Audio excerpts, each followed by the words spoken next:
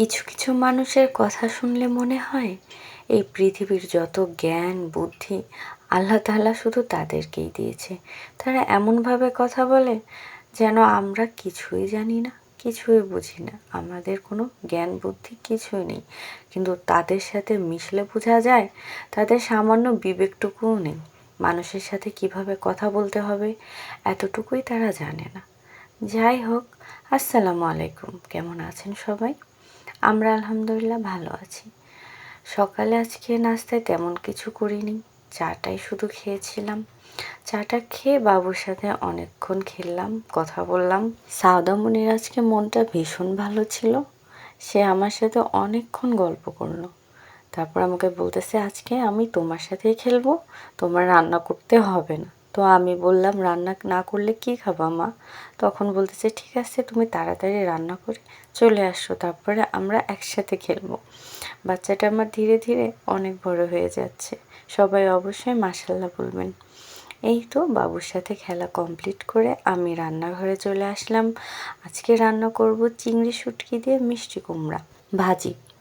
তার জন্য আমি পেঁয়াজ, কাঁচামরিচ, রসুন কুচি করে রেখেছিলাম। আর চিংড়ি শুটকিটা ভালোভাবে পরিষ্কার করে ধুয়ে রেখেছিলাম। মিষ্টি কুমড়াও কেটে পরিষ্কার করে ধুয়ে রেখেছি।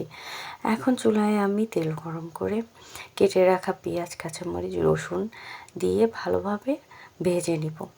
বেশি ভাজতে হবে না, হালকা একটু লাল হলেই হবে। তারপরে পানি দিয়ে নিলাম যাতে আমার পেঁয়াজ রসুনগুলো পুড়ে না যায়। তারপরে লবণ, হলুদ, মরিচ, তারপরে ধনিয়া, জিরা, আদা রসুন বাটা দিয়ে ভালোভাবে কষিয়ে নেব। আর হ্যাঁ, মরিচের পরিমাণটা কিন্তু আমি একটু বেশি দিয়েছি, কারণ শুটকিতে ঝাল হলেই ভালো লাগে।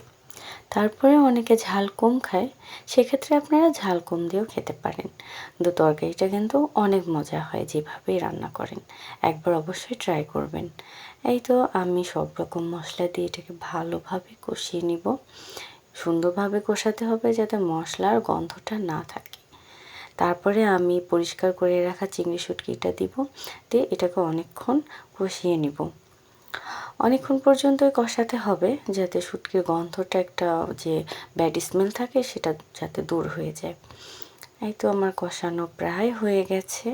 আমি এখন এখানে মিষ্টি কুমড়াগুলো অ্যাড করে দিব। মিষ্টি কুমড়াগুলো আমি আগে থেকে কেটে পরিষ্কার করে রেখেছিলাম। সেটা দিয়ে সুন্দর করে নেড়ে চেড়ে ভালোভাবে কষিয়ে আমি পরিমাণ মতো পানি দিয়ে দিব। আর পানির পরিমাণটা একটু বুঝে শুনেই দিতে হবে, কারণ মিষ্টি কুমড়া খুব সহজে গলে যায়।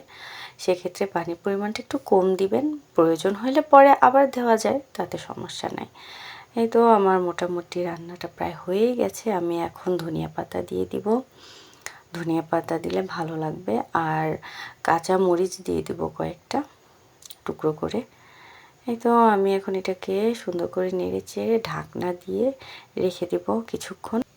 এই তো বাবুর জন্য একটা ডিম সিদ্ধ করে রেখেছিলাম, সেটা খাওয়ানোর জন্য আমি আসলাম। কিন্তু সে আমার হাতে খাবে না, সে একাই খাবে।